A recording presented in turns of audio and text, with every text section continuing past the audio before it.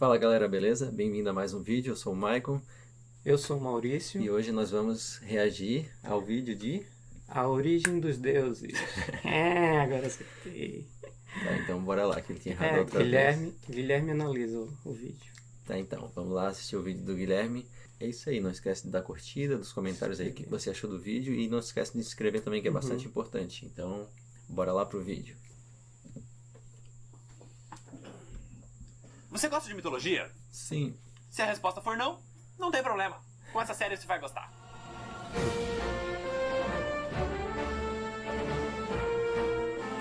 Primeira vez que tô assistindo o vídeo desse canal, não tinha assistido ainda, o Maurício que manja mais. Guilherme manda muito bem. Parte histórica. Mas eu acho interessante, eu acho bem legal. O motivo de muita gente achar que mitologia é chata é que o pouco que a gente aprende na escola é com aquele professor de história que já tá de saco cheio e fazia a gente assistir algum documentário absurdamente chato, tipo Mistérios do Egito. Worshipped as the son of Ra, the sun god. Nossa, cara, isso era que nem um sonífero na sala. Eu E é fechava a aí que entra cortina, mitologia. deixava escuro. A ideia desse quadro é contar essas histórias da maneira mais descontraída possível, como se fosse uma conversa de bar. E a maior vantagem desse tema é que todo mundo já conhece os grandes personagens e até já ouviu falar das histórias. Mas ninguém sabe realmente o que aconteceu em cada uma delas. Por exemplo, todo mundo já ouviu falar do Minotauro. Mas algum de vocês conhece a história dele? Sim, lutador de E até as MMA, mais pô. famosas, tipo os 12 trabalhos de Hércules. As pessoas só conhecem a versão da Disney, que a propósito é bem diferente da original. Mas chega de enrolação, vamos começar essa bagaça. A primeira coisa que tem que ser dita é que uma mitologia nada mais é que um conjunto de lendas criadas por um povo durante muitas gerações. E elas eram usadas para explicar fenômenos que eles ainda não eram capazes de entender. Por exemplo, quando os povos nórdicos escutavam um trovão, Ragnar. eles diziam que era algum deus passando com sua carruagem pelos céus. E assim surgiu Thor, o deus do trovão. Tendo dito isso, a gente pode começar a falar da minha mitologia favorita, a grega. Os relatos escritos mais antigos que se tem documentados são os dois poemas épicos de Homero, a Ilíada e a Odisseia, e um pouco depois a Teogonia, escrito por Hesíodo, onde ele fez a primeira árvore genealógica dos deuses. Só nome Lembrando que lindo. tudo isso é antes de Certo, é Cristo. o que eu ia falar, tem cada Mas nome antes que isso vire uma aula chata de diferente, história, estranho. vamos começar a falar dos primeiros deuses. Muita gente acha que o deus mais antigo é Zeus, porque ele é o rei do Olimpo e tem aquela barba branca. Mas não, tem muita coisa para trás de Zeus. A primeira divindade foi o deus do vazio. Ele era o tudo e o nada. E como já era de se esperar, não demorou muito para ele ficar entediado. Então, literalmente do nada, ele criou Gaia, a deusa do planeta Terra. Ou melhor, ela é o planeta Terra. E quando o Caos viu que ele conseguia fazer isso, ele já se empolgou. Então, na sequência, ele gerou Tártaro, o deus do submundo, que futuramente vai ser o lugar para onde os mortos vão. E por último, o Caos gerou um par de gêmeos. Erebus, o deus da escuridão, e Nyx, a deusa da noite. E faz sentido que eles sejam gêmeos, porque convenhamos, um pra escuridão e um pra noite é bem redundante, né? Um só já cuidava do blackout. A partir daí, a gente começa a ver os netos do Caos. Nyx sozinha gerou 12 filhos, e dentre eles, os mais relevantes são Eris, a deusa da discórdia, que é uma personagem fundamental na história da Guerra de Troia, que eu ainda vou contar um dia, e também dois gêmeos. Hypnos, o deus do sono, porque A Guerra de Troia eu acho que é legal a gente reagir.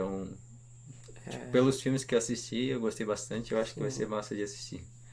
Vamos tocar aqui. Hypnos é literalmente sono em grego, então a hipnose vem daí, e o irmão dele, Thanatos, o deus da morte.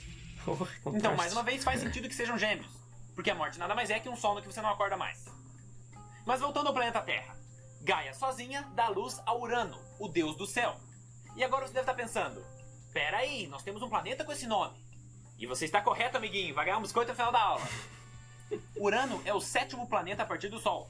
Mas o que você provavelmente não sabe é que todos os planetas do sistema solar são deuses gregos. As pessoas só não reconhecem porque a gente usa os nomes romanos deles. Não se preocupe, eu vou explicar. O que aconteceu foi que o povo romano daquela época foi muito influenciado pela cultura grega. Então eles acabaram adotando muitas das crenças e do estilo de literatura deles, fazendo com que a mitologia romana seja praticamente igual à grega, só que com nomes diferentes. Então Mercúrio é Hermes, Vênus é Afrodite, Terra é obviamente a Gaia, Marte é o Ares, Júpiter é Zeus, Saturno é Cronos, Urano é o único que já está com o nome grego, Netuno é Poseidon e Plutão, que não é mais um planeta, é Hades. Ah, e de brinde, o Sol é o Hélio, que foi a inspiração para o nome do elemento. Mas voltando à história. Depois de Urano, Gaia gerou mais 2 filhos. Óreas, o deus das montanhas, e Pontus, o deus do mar. Ou seja, ela estava fazendo um paisagismo nela mesma. A partir daí, os deuses começaram a parar de ter filhos assexuadamente e começaram a ter filhos incestuosamente. E isso é muito comum em todas as mitologias. Até se você parar para analisar a história da religião cristã. Da onde você acha que vieram os netos de Adão e Eva? Então Gaia copulou com Urano. O que mesmo sem a parte do incesto já é bem bizarro. Como é que o céu faz sexo com a terra, sabe? Eu queria entender a logística. Tipo... A nuvem faz um formato... Não sei. E a montanha... Mas com isso, eles conceberam 12 filhos. Tem várias os formas. chamados Só usar a titãs. imaginação. Não, não esses. Não! Os titãs são esses aqui. Quem quiser ver com calma, é só pausar o vídeo. Vamos pausar aqui então. Teia, Feb... Teia, Visão, Feb, Lua. Como é que é o nome daquela ali? Menemo... Eu nem vou me deixar falar. Menemozine. Temis, Tétis, Reia, Crios... Eu nem sei se estou falando certo, né? Iapeto... Iapeta. Iapeta é bem abrasileirado, né? Iapto. Ah, E- foda-se, vamos lá. Oceanos, é bem original. Seus, Céus, Oceanos. Imperium, Cronos e bora lá. Depois disso, Gaia e Urano decretaram que não era pra nascer mais nenhum titã. Mas como não existia camisinha naquela época, ela continuou engravidando igual. Só que ao invés de nascerem deuses, começaram a nascer monstros. Sendo eles 3 ciclopes, Brontes, Stéropes e Arges, Caralho. e depois os Hecatonqueros, que entram pro top 10 de criaturas mais bizarras da mitologia grega. E o motivo é que cada um deles tem 100 braços e 50 cabeças. Eita. Porra, onde é que... Muitos artistas já tentaram retratar como eles seriam, Não, sendo não que tem algumas jeito. representações ficaram muito boas. Esse aí ficou massa. Outras, nem tanto. Esse E aí Urano, Ficou vendo as confuso. criaturas que ele mesmo gerou, sentiu o repulso dos próprios filhos e disse que o único lugar que eles mereciam ficar era no submundo, sendo que essa é a primeira vez que o submundo ia ser útil pra alguma coisa. Mas isso tinha um problema. O submundo fica no centro da Terra, ou seja, dentro de Gaia. Então quando Urano aprisionou os Ciclopes e os Hecatonqueros nas profundezas do planeta, Gaia começou a sentir muita dor. E aí você pode interpretar que as dores eram literalmente uma dor de barriga por ela ter criaturas dentro dela, ou que o sofrimento era, na verdade, a tristeza de saber que os filhos dela estavam aprisionados. Eu diria que é os dois. Mas aí Gaia bolou um plano. Com a ajuda de Nyx, ela juntou o mineral mais resistente que ela encontrou nela mesma. No caso, o adamante, que é um termo arcaico para representar algum material muito resistente. E eu acredito que também tenha sido a inspiração pro adamante do Wolverine. E com esse material, ela fez uma foice. Aí quando o Urano saiu na padaria, ela chamou todos os Na filhos padaria. e disse que um deles teria que usar essa foice para castrar o Urano. Eita. Porque os deuses são imortais, isso era o máximo que ela podia fazer. E tinha que ser outro deus usando a foice, porque ela ia distrair o marido para que ele não percebesse o que ia acontecer. Mas quando os filhos dela ouviram esse plano, eles ficaram chocados e pularam fora. Menos um. O único que aceitou foi Cronos, o mais novo e mais rebelde dos titãs. Aí a Gaia explicou melhor o plano. Ele era para ficar escondido, e na hora que o Urano viesse fazer sexo com ela, esse seria o momento que ele ia estar mais distraído. O que é verdade. Nesse tipo de situação pode estar acontecendo até um terremoto no quintal e o homem não vai nem olhar pro lado. Mas o que eu realmente queria saber é como é que ela contou isso pro Cronos, o caçula dela. Porque deve ter sido a conversa mais constrangedora do mundo. Filho, pega essa foice e fica atrás do criado mudo. Aí quando teu pai vier me comer, você sai correndo e corta o pau dele, tá? Bem bonitinho, depois mamãe vai te dar um Kinder Ovo. Ou seja, a chance do Cronos ter um desenvolvimento psicológico sadio é 0. Mas de qualquer maneira, logo em seguida, o Urano chegou, olhou pra Gaia, começou a tocar um Barry White, ela fingiu que estava interessada, e quando chegou a hora do vamos ver, o Cronos surge das sombras e pá! Vai mijar sentado pro resto da vida. E existe uma outra versão dessa história que diz que não só os Ciclopes e os Hecatonqueros foram aprisionados, mas sim todos os titãs. Então Cronos estaria dentro do ventre de Gaia e cortou a genitália do pai durante o ato sexual. Com isso, a gente chega à conclusão de que as pessoas podem dizer que mitologia é qualquer coisa, menos chata. Continuando a história. Até então, Urano era o rei dos titãs, mas depois de ser derrotado, Cronos assumiu esse cargo. O que é justo, levando em consideração o que ele teve que fazer. Com isso, Gaia ficou muito feliz, porque finalmente os filhos dela iam ser libertados. Ou pelo menos, era isso que ela achava que ia acontecer. Porque Cronos chegou e falou: Os monstros não vão sair. Gaia ficou pasma. E foi aí que ela percebeu que Cronos não atacou Urano para salvar os irmãos, e sim para usurpar o pai e tomar o lugar dele. Então Gaia olhou nos olhos de Cronos e Parece profetizou uma que ele novela seria mexicana. destronado por um de seus filhos, assim como ele fez com o pai dele. Cronos deu as costas e saiu, que nem novela mexicana. Ó. Aí, sendo o soberano e o mais forte dos titãs, a primeira coisa que ele fez foi escolher Reia como sua esposa e rainha. E assim começou o reinado de Cronos, que foi bem mais longo que o do pai. Nesse período, ele decidiu que não seria uma boa ideia brincar com a profecia de Gaia. Então, ele resolveu não ter filhos. Já seus irmãos tiveram vários, sendo que um deles, Prometeus, filho de Iapto, criou o homem, fazendo dessa a primeira geração da humanidade. Aí, muito tempo se passou sem grandes problemas. Exceto que Reia estava muito infeliz, porque ela era a deusa da maternidade, casada com um cara que não queria ter filhos. Aí Então o chegou problema uma hora que ela ficou de saco cheio É. e acidentalmente esqueceu de cuidar a folhinha. Resultado, ficou buchuda. ficou...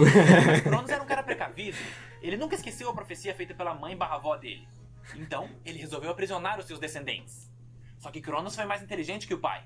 Ao invés de prender dentro da mãe, quando a primeira criança nasceu, ele pegou e devorou. E isso foi acontecendo com cada filho. Hestia, Hades, Deméter, Poseidon, Hera.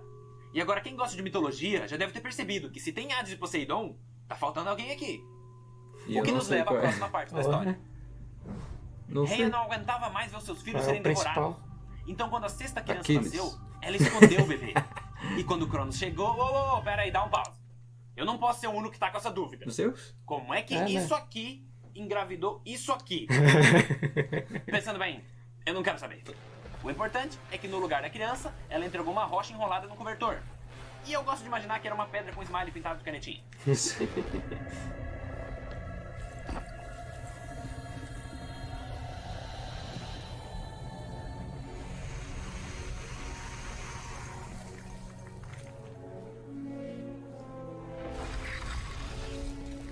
Aí, como já era a sexta vez que o Cronos estava fazendo isso, ele nem prestou atenção, ele só mandou pra dentro. A partir daí, a vida dos titãs continuou normalmente. Mas o que eles não sabiam é que o último filho de Cronos estava sendo criado escondido em uma caverna. E obviamente ele não tinha como se criar sozinho. Quem cuidou dele foi sua avó, Gaia. Então esse garoto por muito tempo foi mantido em segredo na ilha de Creta. E ele foi crescendo e se tornando cada vez mais poderoso. Até que depois de décadas de treino, ele sentiu que finalmente tinha chegado a hora de cumprir a sua missão. Confrontar o rei dos titãs, libertar seus irmãos e concretizar a profecia de Gaia. O nome dele era Zeus.